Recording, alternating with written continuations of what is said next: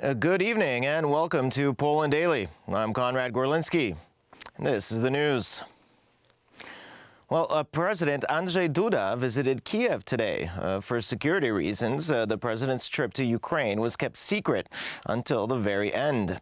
He was the first foreign politician to speak in the Ukrainian parliament since the Russian invasion began. During the Polish president's speech, the Russians launched a missile attack on the Ukrainian capital. Nearly 2,500 leaders and experts from the worlds of politics, business, civil society, and media will attend this year's unique spring edition of the World Economic Forum. Construction crews have been finishing pop-up networking facilities for the business and political elite that will descend on the conference. The Swiss government will deploy as many as 5,000 military personnel to support local police. Air Force jets will again circle above to enforce a no-fly zone. European Commission President Ursula von der Leyen, NATO Secretary General Jens Stoltenberg, and German Chancellor Olaf Scholz have announced their participation. Poland will be represented by President Andrzej Duda and Prime Minister Mateusz Morawiecki.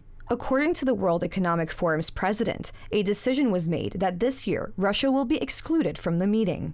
We decided that there will be no Russian companies in Davos this year, and we will not have representatives from Russia either this year. Mr. Putin started the war and he can end it by then again accepting what he has accepted in the past, the territorial integrity of Ukraine. At this year's meeting, world leaders will address, among other issues, pandemic recovery, tackling climate change, the future for work, accelerating stakeholder capitalism, and harnessing new technologies.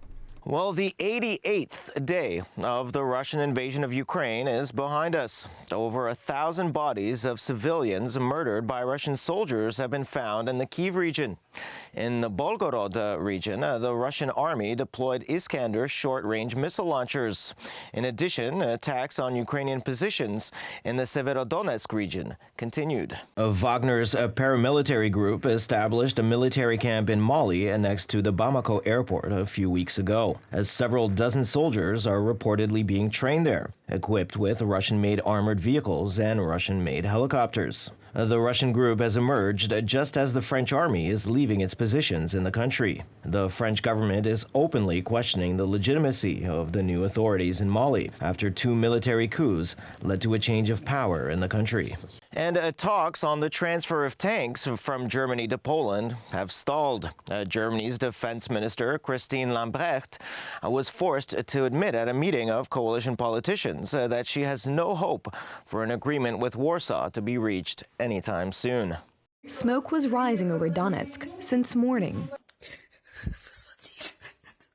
After the displacement of Russian troops from the northern areas of Ukraine, the main goal of the aggressors was to conquer the Luhansk and Donetsk oblasts and maintain their position in the south of the country, which provided a land connection with the Crimean Peninsula, which has been occupied since the spring of 2014. The Russians tried to break into Severodonetsk from 4 directions at once, but were repulsed and retreated to their previous positions. They continued, however, with artillery and mortar firing at housing estates. During the last day, a Russian plane crashed into the building of the university in Bakhmut in the Donetsk region.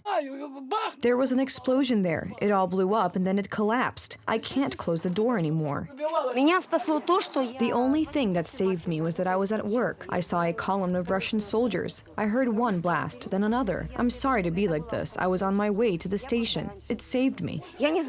Inhabitants returning to the cities recaptured by Ukrainian forces begin to rebuild the damage caused by the aggressors. The Russians tried to get to Kiev via Moshchun. Now there is some damage in every yard. Houses are burnt. Nobody is here. People have not returned. I am trying to open a shop. The guys are working and they think that the light will be on by the end of the month. If there will be light, we will be able to work. We will rebuild everything and live as before. We are not a nation that is afraid of hardship, but we will not give up our land. Our grandchildren are in the army and we will stand proud. Even though Russia dreams of a piece of our land, they will not get it. An advisor to the president of Ukraine, Mikhailo Podolak, struck, ruled out consent to a ceasefire with Russia and said that Kiev would not accept any agreement that would entail any part of Ukrainian territory. Today, the Russians are betting on the next phase of the war, the one that is currently taking place in eastern Ukraine. They want to ensure their military success. Certainly, these will not be military successes taking into account the help that our Western partners are now giving us. There will be no successes, but the war will drag on. Consequently, the negotiating process will become a reality when Russia finally realizes that it will not achieve any of its goals through the war. According to the Ukrainian armed forces, a Russian Su-25 fighter was successfully shot down in the Luhansk region. According to the General Staff of the Ukrainian Armed Forces, from February 24th, the Russians lost, among others, over 29,000 soldiers, 93 anti-aircraft systems, and 169 helicopters. According to the Ukrinform agency, the Russians are firing at villages near the city of Derhacha in eastern Ukraine, using cluster munitions and missiles fired from tanks, mortars, and helicopters. Local authorities report that electricity and humanitarian aid are still supplied despite the shelling. The annual World Economic Forum begins today in the Swiss town of Davos. Among the guests at the forum, which continues through to Thursday, are 50 heads of state and representatives of numerous international organizations and corporations from around the world. Dziękuję wam dzisiaj za to.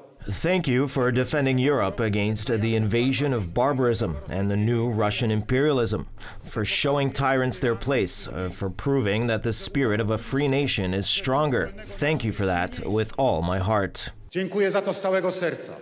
Wielkie zło, które wyrządzają. On the other hand, such great evil, which the invaders are doing in Ukraine, has released such great good. I believe that this good, these friendships established between millions of Poles and Ukrainians, will make us good neighbors forever. It's a great historical chance, and it's a great historical breakthrough. Wielki dziejowy historyczny przełom. Kraków. Thank you, Warszawa, Kraków, Łódź, Poznań, Wrocław. Thank you, Gdańsk, Bydgoszcz, Toruń.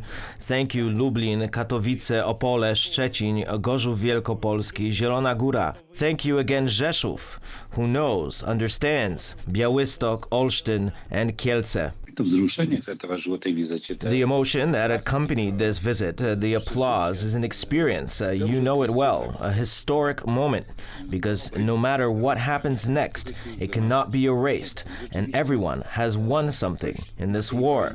They won, first of all, because what we lost after these great Polish-Ukrainian disagreements, after these great tragedies, is being rebuilt, because we have managed to rebuild our common history.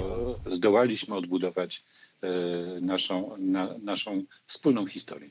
And finally, relations between France and Mali have been strained since August 2020 and following the two military coups in Mali. The French government openly questions the legitimacy of the new power there.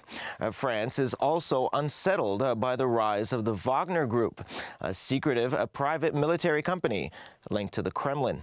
The German government was rather reluctant to provide Ukraine with modern tanks, so an agreement was made that Poland would transfer Soviet-made tanks belonging to NATO countries from Eastern Europe to Ukraine in exchange for German Leopards from the Bundeswehr.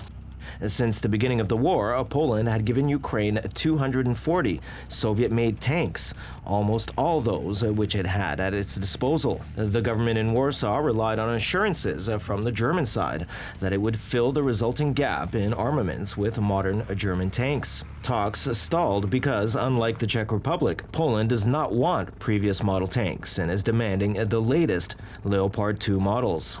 According to the German Ministry of Defense, fast deliveries of the latest generation of Leopards is not possible because the Bundeswehr, except for a small part of the armored troops, does not have them yet. Thus, a compromise is so far quite unlikely. As usual, thanks very much for joining us this evening. Please stay with us for Poland Daily Weather, Poland Daily Business, and other programs. But from me, it's have a wonderful week ahead.